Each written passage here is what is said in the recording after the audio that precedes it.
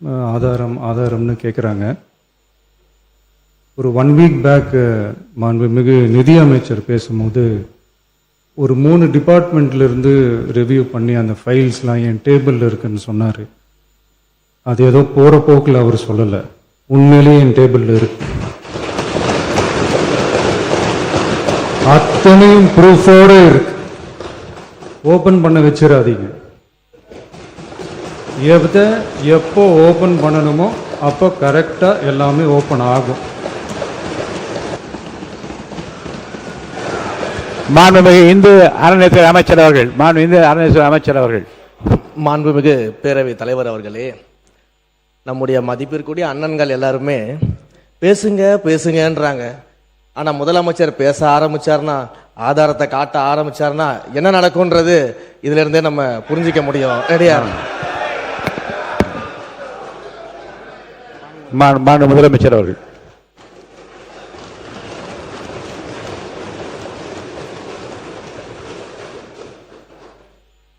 மாண்புமிகு பேரவைத் தலைவர் அவர்களே, மக்கள்கிட்ட எப்போ பேசணும், என்ன பேசணும், எப்படி பேசணும் எல்லாம் பேசிட்டு தான் அன்பா ஆசையா எங்க எல்லாரையும் கொண்டாந்து உட்கார வச்சிருக்கிறாங்க.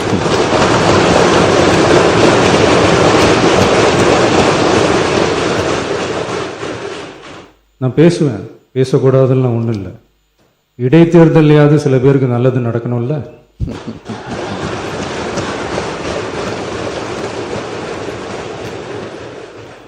உறுப்பினர், நாங்கள் அன்பு ஆசையாக பேசி தான் ஒரே தொகுதியில் 9 முறை நிற்கின்ற வாய்ப்பு கிடைத்தது. 7 முறை வெற்றி பெற்றிருக்கிறேன். ஒரே தொகுதியில் 7 முறை வெற்றி பெற்றிருக்கிறேன். அது தமிழகத்தில் 2 முறை அதிகமான வாக்குகள் வித்தியாசத்தில் முதல் வாக்கு வித்தியாசத்தை மக்கள் வழங்கியிருக்கிறார்கள். அந்த அங்கீகாரத்தை மக்கள் வழங்கியிருக்கிறார்கள். அதை நான் ஏற்றுக்கொள்கிறேன். அவர் கல்வி அமைச்சர் சொன்னார்கள் அது நடந்து இருக்கலாம் அப்படின்னு. விடுபட்டு போனதுக்கு யார் வேணாலும் ஒரு சாலைக்கு ஒதுக்குகின்ற பல சாலைகளை பார்க்கின்றோம். ஒரு மாவட்டத்தில் ஏதோ ஒரு சாலை விடுபட்டு போயிருக்கலாம், ஆனால் அதே சாலைக்கு நிதி ஒதுக்கப்பட்டிருக்கவா சொல்லுகிறார்கள். அந்த மாதிரி அந்த பணி டெண்டரும் போயிருக்கு. பணி செய்யாமல் அவர் இறந்து விட்டார். அவ்வளவுதான்.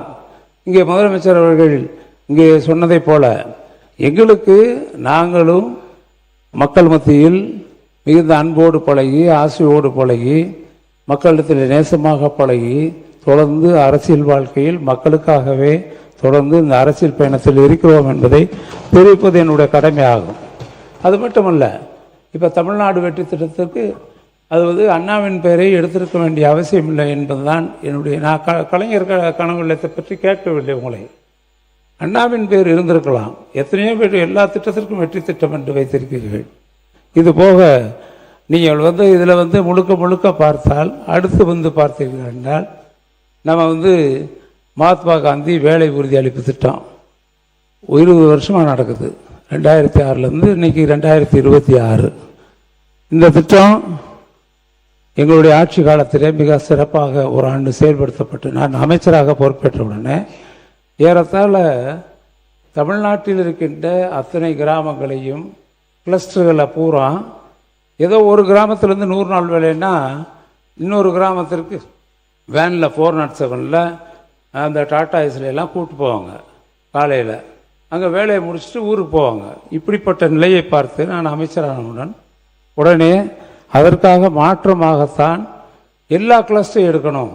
அப்போ தான் இந்த 100 நாள் வேலை திட்டத்தை வெற்றிகரமாக நடத்த முடியும் என்று அதிகாரிகளுக்கு அறிவுறுத்தி அந்த திட்டத்தை அந்த ஆண்டு நடத்தினோம். அப்பொழுது நடத்தின உடனே 23-24 கிட்டத்தட்ட பார்த்தீர்கள் என்றால் 13,00,000 கோடி அந்த ஆண்டு. ஏனென்றால் மகாத்மா காந்தி வேலை உறுதி அளிப்பு திட்டத்தில் 100% கூலியும் ஒன்றிய அரசு கொடுக்க வேண்டும். ஆனால் இப்பொழுது அவர்கள் புதிய ஒரு கொண்டு வந்திருக்காங்க. நீங்கள் பார்த்தீங்கன்னா ஜி திட்டம்னு ஒன்று கொண்டு வந்திருக்காங்க.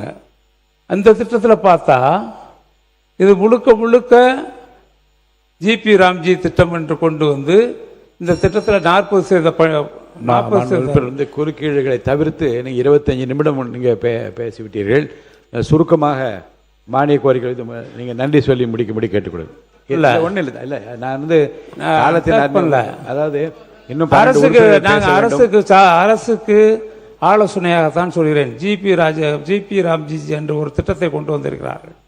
இந்த திட்டத்தில் என்னன்னு கேட்டீங்கன்னா 60% கூலி அவங்க கொடுப்பாங்களா, 60% கொடுப்பாங்களா, அது உத்தேசம்.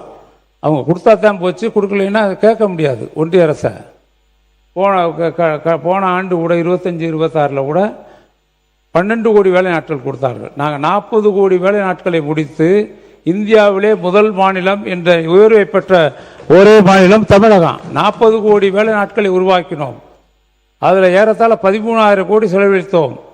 மொத்தம் இருக்கக்கூடிய அனைவருக்கும், இந்த திட்டத்தில் இடம்பெறக்கூடிய அனைவருக்கும் ஏறத்தாழ 52லேருந்து 53 நாட்கள் வேலை நாட்கள் கொடுக்கப்பட்டது. 50லேருந்து 52 நாட்கள் வேலை கொடுக்கப்பட்டது. இதெல்லாம் நீங்கள் கணக்கிட்டு பார்த்தால் நம்ம 100 நாள் வேலை திட்டம் தான் பேர். ஆனால் அதிகபட்ச வேலை கொடுத்த நாள் என்பது இந்த 13,000 கோடி கொடுத்து 23-24 40 கோடி வேலை நாட்கள் நடந்த நாட்களில் தான் 50 நாட்கள் வேலை, 50லேருந்து 52 நாட்கள் வேலை நடந்திருக்கிறது. இப்போ இவங்க ஒன்றிய அரசு 125 நாள் அறிவிச்சிட்டு அவங்க 60% அவங்க கொடுப்போம், நீங்கள் 40% கொடுன்னு சொல்லியிருக்காங்க. நான் உதாரணத்துக்கு சொல்கிறேன். நீங்கள் பிரதமர் வீடு கட்டும் திட்டத்திலே அவங்க பார்த்தீங்கன்னா மொத்தத்துக்கே 38% கொடுக்குறாங்க. அவங்க கொடுக்க வேண்டியது 60% கொடுக்கணும். ஆனால் கொடுக்கறதில்ல, 38 கொடுக்குறாங்க. வேறு நம்ம நிறைவேற்றாமல் இருக்க முடியாது. இது பாதிக்கப்படுறதாரு தமிழர்கள், தமிழ்நாட்டு மக்கள்.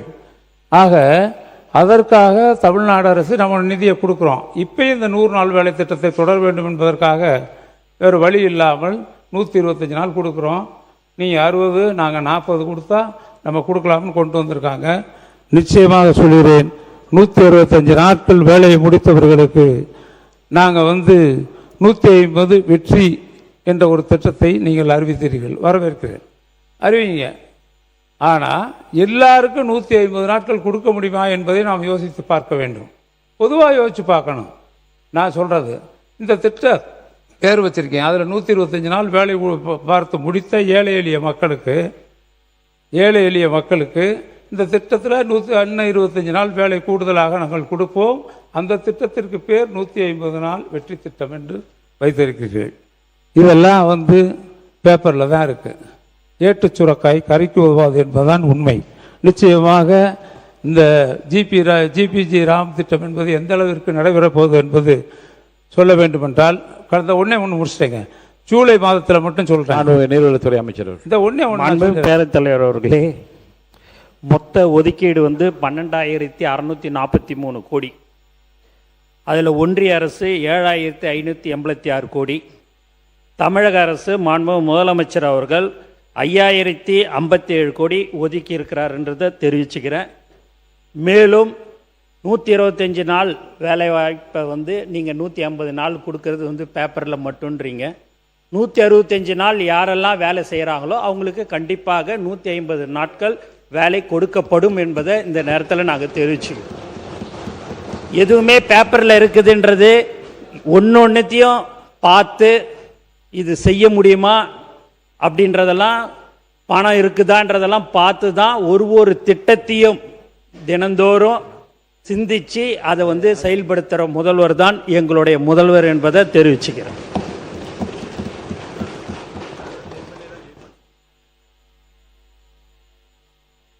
அண்ணா, நீங்கள் ஒரு மூத்த உறுப்பினர், உங்கள் மனசுக்கே தெரியும் எப்படி பேசணும், இப்போ எப்படி ஆட்சி இருக்குதுன்றது உங்களுக்கு எல்லாமே தெரியும். அதனால் அதெல்லாம் கருத்தில் கொண்டு, அரசியல்வாதி நாங்கள் அல்ல, மக்களுக்கு சேவை செய்வதற்காக வந்திருக்கிறவர் தான் எங்கள் முதல்வர். திட்டவட்டமாக நான் தெரிவிச்சுக்கிறோன்னே. அதனால் அண்ணன் எதுவாக இருந்தாலும் பேப்பரில் தான் இருக்குது, இந்த மாதிரிலாம் தயவுசெய்து சொல்லாதீங்க. நாங்கள் ஏன்னா சொல்ல ஆரம்பித்தோம் அப்படின்னா நிறைய விஷயங்கள் நாங்கள் பேச வேண்டியதாக இருக்கும். ஆகவே நீங்கள் எந்த ஒரு ஆலோசனையாக இருந்தாலும் நீங்கள் அதை தாராளமாக சொல்லுங்கள். எங்களுடைய முதல்வர் 234 சட்டமன்ற தொகுதிக்கும் முதல்வராக இருப்பார். மக்களுக்கு என்ன பிரச்சனை, மக்களுக்கு என்ன தேவைகளை அதை மட்டும் செய்யக்கூடிய முதல்வராக இருப்பாருன்னு.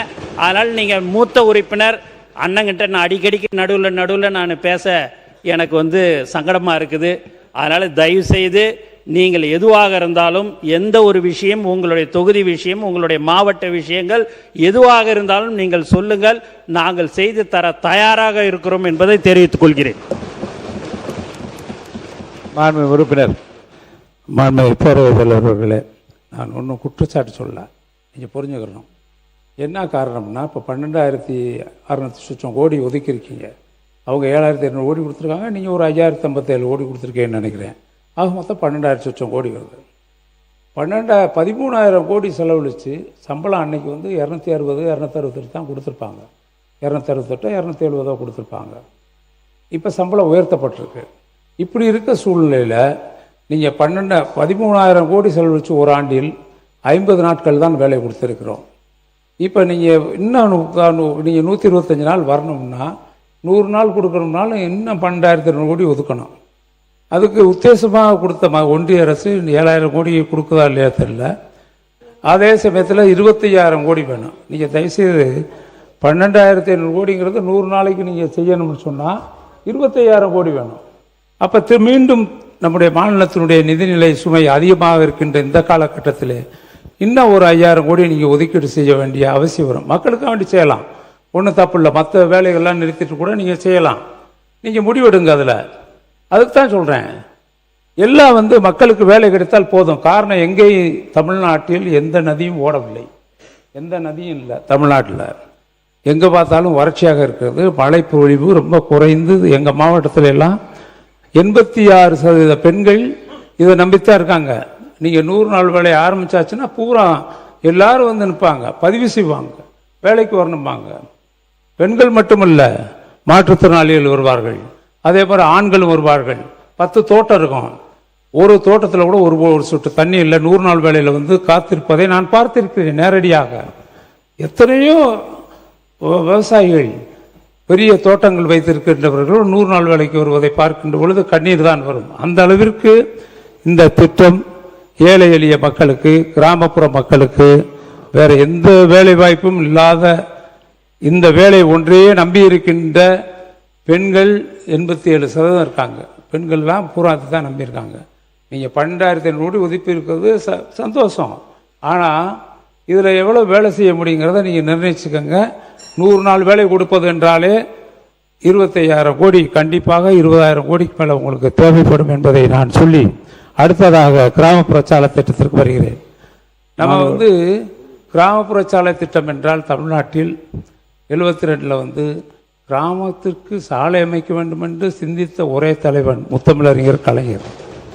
அவர் தான் கிராமப்புற சாலை திட்டத்தை கொண்டு வந்தார். வேறு யாரும் கொண்டு வரல. எந்த காங்கிரஸ் ஆட்சி காலத்தில் கொண்டு வரல, எப்போ எந்த காலத்திலையும் கொண்டு வரல. 72 கொண்டு வந்தாங்க. அந்த திட்டம் இப்போ மீண்டும் முதலமைச்சர் கிராமப்புற சாலை திட்டம் என்று எடுத்து ஏறத்தாழ 8,700 கோடிக்கு மேல் செலவிடப்பட்டு அந்த சாலைகள் எப்படி அமைக்க வேண்டும் என்பதை முதலமைச்சர் அவர்கள் 15 மில்லிமீட்டர் இருக்கக்கூடிய சாலைகளை 20 மில்லிமீட்டர் உயர்த்த வேண்டும். அந்த பிட்வீன் கான்கிரீட் என்பதை 15 20 ஆக்கணும். அது பிட்வீன்